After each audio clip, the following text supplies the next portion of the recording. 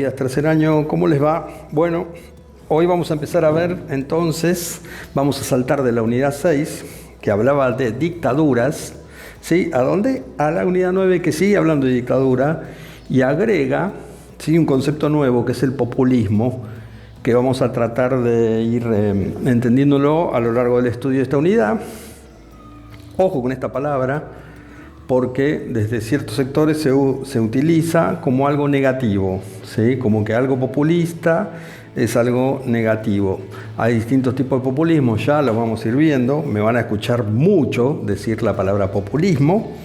Y entonces, en la página 154, en el punto de partida, ¿sí?, del auge de las dictaduras, que ya estuvimos viendo algo en la unidad 6, ¿sí?, sobre todo a lo que se va a referir esta unidad, si vamos viendo, es a las dictaduras, ¿sí? No sé si se está viendo bien, acá habla de 1971, ahí están Nixon y Kissinger. Nixon, ustedes saben, fue presidente de Estados Unidos, y su secretario de Estado Kissinger, que fueron, no es que Estados Unidos antes no hayan promovido los golpes de Estado, porque ya lo estuvimos viendo en segundo año y en la cursada de este año, pero fueron los que durante los años 70, con la excusa de combatir al comunismo, promovieron todas las dictaduras militares, asesinas y sangrientas que se fueron dando en Centroamérica y en América del Sur a lo largo de esta década, e incluso durante los años 80 también, sobre todo en Centroamérica. Entonces, volviendo al punto de partida, empieza hablando de la Primera Guerra Mundial, la posguerra y la Gran Depresión, ¿sí? Cómo las economías regionales de nuestros países latinoamericanos se vieron golpeadas por la Primera Guerra Mundial. ¿Por qué? Porque son economías primarizadas, o sea, que venden materias primas. ¿Sí? No se pudo, todo lo que era tecnología se importaba durante la época de la Primera Guerra Mundial. Quienes le vendían tecnología, industria, etcétera, y artículos industriales a los países latinoamericanos son sobre todo Inglaterra, Estados Unidos y los países europeos. Todos esos países están metidos en una guerra.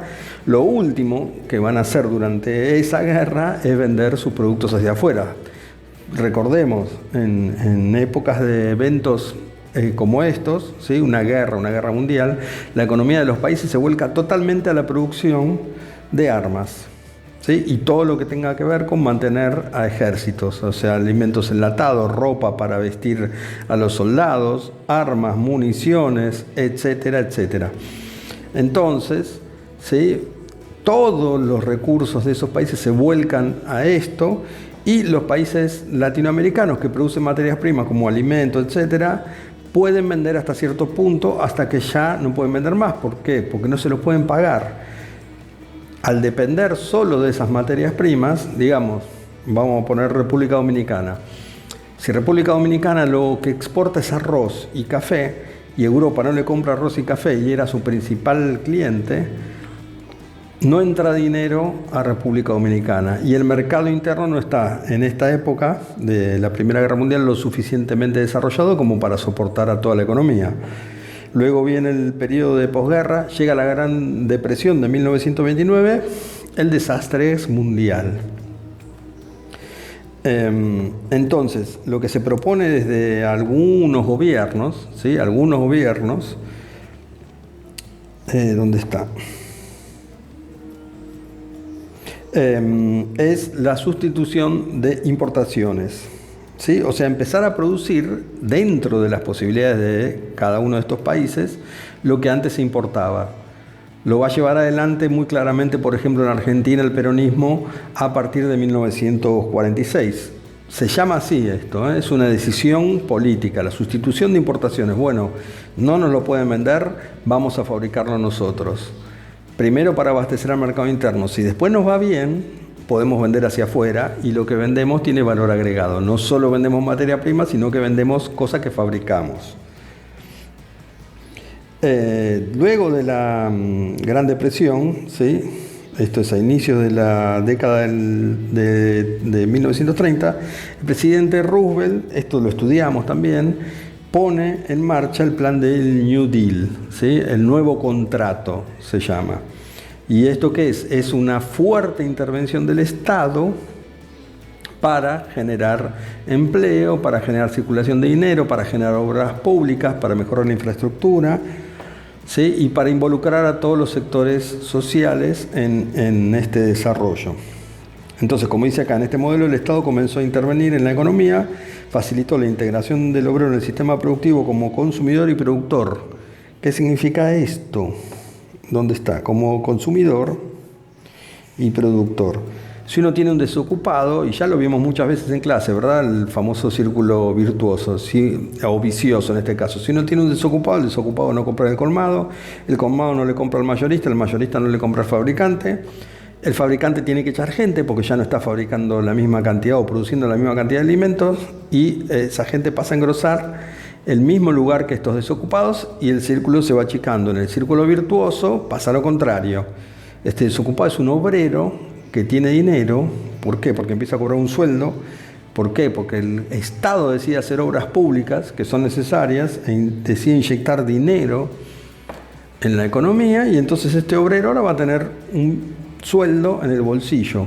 Y en general, ciertos niveles de empleados, ciertos niveles de obreros, no se van a gastar ese dinero todo en tonterías, ¿verdad? Lo primero que hacen es comprar comida, es mandar a sus hijos al colegio, invertir en útiles escolares, etcétera, etcétera.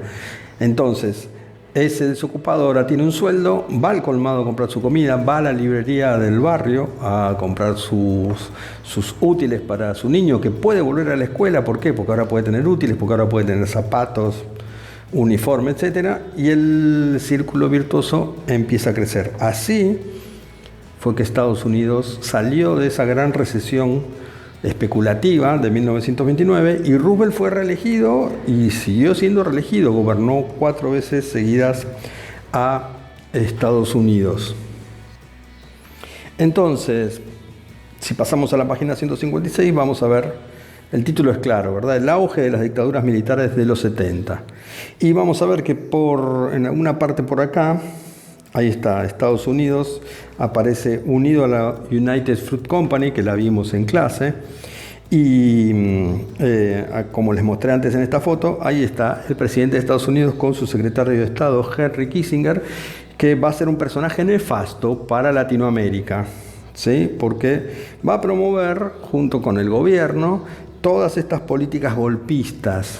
Va a estar involucrado directamente junto a la CIA en el golpe de Estado de Pinochet. Para quien le haya tocado hacer la clase sobre la dictadura de Pinochet, tiene que haber aparecido nombrado. Lo va a organizar directamente la CIA, por ejemplo.